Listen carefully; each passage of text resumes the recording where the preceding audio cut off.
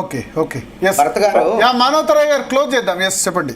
శరత్ గారు మా వచ్చి విఐపి గ్యాలరీలో కూర్చున్నారు, నా పక్కనే కూర్చున్నారు. నేను అడగండి వారిని, ఏమండి శరత్ గారు మీరు వచ్చారు, ఏమైనా నిరసన తెలుపుతారా అని అడగండి వారిని. ఎందుకంటే వారు ప్రశ్నిస్తారు. లేదు, మొన్ననే స్టేట్మెంట్ ఇచ్చారు ఆయన, కాంగ్రెస్ కి సపోర్ట్ చేసి తప్పు చేశాను స్టేట్మెంట్ ఇచ్చారు. అదే నేను చెప్తున్నాను. టీవీ డిబేట్లలో ప్రశ్నిస్తాను అడిగా, మీరు అడ్డుకుంటారండి, ఇక్కడ దగ్గరకు వచ్చి కూర్చున్నారు, ముఖ్యమంత్రి గారు ఇటు నుంచే పోతారని చెప్పా.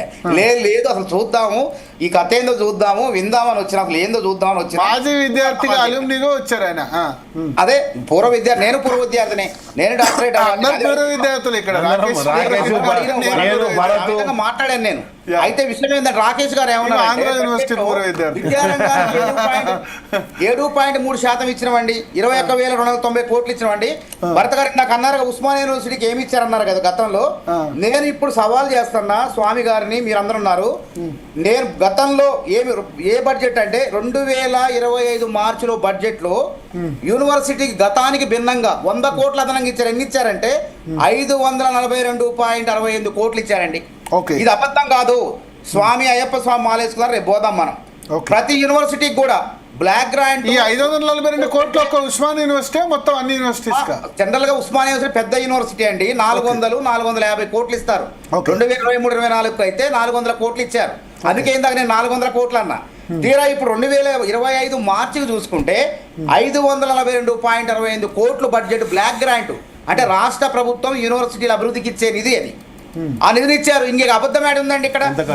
నమ్మక సత్యం లేకపోతే మీరు భరత్ గారు ఎంత ఖర్చు అయిందని అడుగుతాం, మీరు అడగండి పర్లేదు.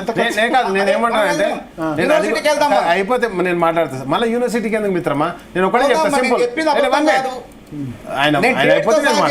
ఎందుకంటే మధ్యలో ఏ రోజు వచ్చిందో కూడా నేను చెప్తా డేట్ తో. 1 మినిట్ మిత్రమా మీరు బడ్జెట్ లో ప్రవేశపెట్టినటువంటి అంశాలే తీసుకుంటా, బ్లాక్ గ్రాంట్స్ గురించి కూడా పోను. అసెంబ్లీ బడ్జెట్లో ప్రవేశపెట్టినప్పుడు మీరు గత బడ్జెట్లో మీరు సంక్షేమ పథకాలకు ప్రవేశపెట్టినటువంటి బడ్జెట్ 46,000 కోట్ల రూపాయలు బడ్జెట్లో ప్రవేశపెట్టిర్రు. దాంట్లోకించి ఖర్చు పెట్టింది 26,000 కోట్లు మాత్రమే ప్రకటించారు. ఈ బ్లాక్ గ్రాంట్స్ లో ఎన్ని వచ్చినాయని అడుగుతున్నా.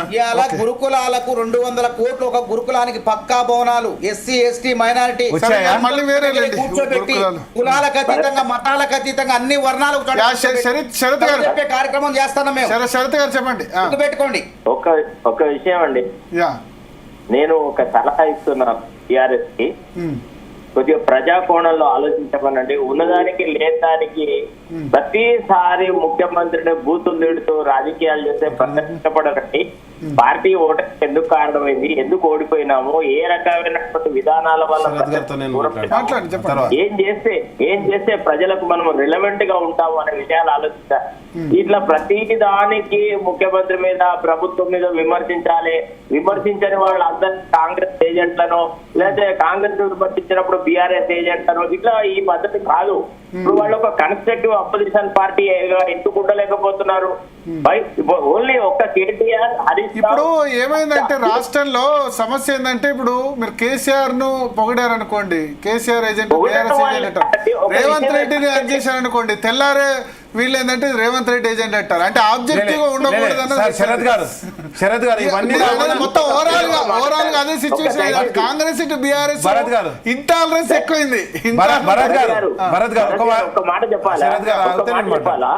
చెప్పండి. నేను ఒక జర్నలిస్ట్ గా ఎప్పటికి సార్ 1983 నుంచి నేను బడ్జెట్ మంత్రులను, ముఖ్యమంత్రులను దగ్గరగా చూస్తాను. ఎలక్షన్స్ జరిగిందని నిధులు మొత్తంగా నిధులు ఖర్చు పెట్టిన ప్రభుత్వం ఏది లేదు సార్. స్వతంత్ర భారతదేశంలో నిధులు ఎన్ని ఎలకేట్ చేశారో అన్ని ఖర్చు ఎప్పుడు జరగవు సార్. దానికి రకరకాల కారణాలు ఉంటాయి. అయితే కావాలని మిస్యూరస్ గా ఎక్కువ నిధులు చూపెట్టి తక్కువ నిధులు ఖర్చు పెట్టే దుష్ట రాజకీయాలతో స్టార్ట్ అవుతాయి. అది కేసీఆర్ నేతృత్వంలో జరిగింది. You have to accept it as a fact. కాబట్టి దయచేసి అట్లా కాదు. ధన్యవాదాలు. నేను చెప్పేది ఏంటంటే, భజన చేసినంత మాత్రం పార్టీలో ఎదుగుతానంటే చాలా కష్టం అండి. అట్లా కాదు. We should be with people. మనం ప్రజల తరఫున మాట్లాడాలి నేర్చుకోవాలి, అంతేగాని ఒకళ్ళ సంతృప్తికి మాట్లాడడం అనేది మంచిది కాదనేది నా ఉద్దేశం. శరత్ గారు ఏం చెప్పదలుచుకోలేదు sir. Thank you.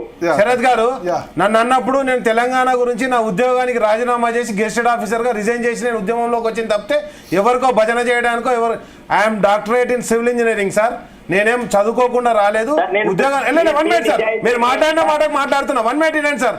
And next వచ్చేసి మీరు ఇంతసేపు మాట్లాడారు కదా సార్, ఉస్మానియా వేదికగా కేటీఆర్ గారిని విమర్శించాల్సిన అవసరం ఏమొచ్చింది సార్ ముఖ్యమంత్రి గారికి? అక్కడ వచ్చింది ఉస్మానియా ఇంగ్లీష్ చదువుకోనికి అవసరం లేదని చెప్తాడా సార్ అక్కడికి వచ్చి? అదేవిధంగా చదువురా కాళిదాసుకు చదువురా సార్, వాల్మీకి కూడా రా సార్, అయినా కానీ రామాయణాన్ని మనం చదువుకుంటలేమా? కాళిదాసు పద్యాలు మనం చదువుకోవట్లేదా? అంత మాత్రాన వాళ్ళను ఉదాహరిస్తూనే విద్యార్థులు ఏ విధంగా చదువుకోవాలో చెప్పాల్సినటువంటి డయాస్ మీద ప్రతిపక్షాలను విమర్శించడానికి కెరియర్లో భాష అవసరం లేదని చెప్పేటువంటి అంటే ఆ భావదారిద్ర్యాన్ని నేను భరించలేకపోయినాను సార్. అంతకుమించి ఏం లేదు. సరే మీకు నచ్చినట్టు నేను మాట్లాడకపోవచ్చు, సరే మీరు మెచ్చుకున్నట్టు నేను మాట్లాడకపోవచ్చు, కానీ నేనేమంటున్నానంటే మాకు అన్నీ తెలుసు కదా, మేము వేరే భాష కూడా మాట్లాడచ్చు సార్. ఆయన ఇంట్లో విషయాలు కూడా మేము కూడా మాట్లాడచ్చు, కానీ నేను మాట్లాడదలుచుకోవాలి ఇక్కడ. బ్రదర్ ఒక్క మాట చెప్పండి. మీరు మీ నిజాయితీని, మీరు తెలంగాణ ఉద్యమంలో చేసిన సర్వీసెస్ ని, మీ యొక్క స్థితిని నేను తక్కువ అంచనా వేసి మాట్లాడలేదు. మీ పట్ల నాకు ఎనలేని గౌరవం ఉంది. కానీ ధన్యవాదాలు సార్. దానికి సవాల్ చెప్తావా? ఇప్పటి వరకు కేటీఆర్ గారు రేవంత్ రెడ్డిని బూతులు తిట్టకుండా మాట్లాడిన మరి రేవంత్ రెడ్డి గారు కేసీఆర్ గారిని కేటీఆర్ గారిని బూతులు తిట్టకుండా మాట్లాడిన ఒక్క స్పీచ్ చూపెట్టండి సార్ నాకు. మరి అయిపోయి వాళ్ళిద్దరు అదే వాళ్ళిద్దరేంది సార్? మేమేం పేగుల మెడలు వేసుకుంటాను అండి ఇక్కడ లేదు కాదు సార్, మేము పేగుల మెడలు వేసుకుంటా అండి, లాగులో తొండలు తొర్ర కొడతా అండి, లేకపోతే గోధీలు ఆడతా అండి. ఈ భాష మేము ఎప్పుడు మాట్లాడలేదు సార్. ఇప్పుడు ఒక విషయం నేను రేవంత్ రెడ్డిని చాలా సార్లు విమర్శించాను. తండ్రి లాంటి వయసులో ఉన్న కేసీఆర్ గురించి నీచమైన భాష మాట్లాడతారు. 100 సరే సార్, ఆ రోజు మళ్ళీ రోజు పెట్టుకుందాం సార్. ఈ రోజు ఉస్మానియా యూనివర్సిటీ వరకు విద్య వరకు పరిమితమేదాం. The issue is different. మీరు కేసీఆర్ కు కేటీఆర్ కి అడ్వైస్ ఇవ్వండి. కేటీఆర్ కూడా మంచి భవిష్యత్తు ఉంటుంది ఫ్యూచర్ లో. Thank you sir. పదజాలం వాడకపోతే చెప్పండి. You try to discipline him. దాని వల్ల ఉపయోగపడుతుంది మీ పార్టీకి. అచ్చా, ఎదుటి వ్యక్తికి డిసిప్లిన్ లేకపోయినా మేము డిసిప్లిన్ తోటి ఉండాలి. రేవంత్ రెడ్డి లేదే సార్, ఈ రోజు గుంటూరులో ఇంటర్మీడియట్ చదువుకున్నదన్నది ఎవరు సార్? మరి మేమైతే నేను వేరే భాషకు పోను సార్, ఎందుకంటే ఇంట్లో విషయాలు మాట్లాడదని మా పార్టీ స్ట్రిక్ట్ గా ఇన్స్ట్రక్షన్ ఇచ్చింది, కాబట్టి నేను మాట్లాడదలుచుకోలేదు. ఆయన రాజీవ్వలేదు.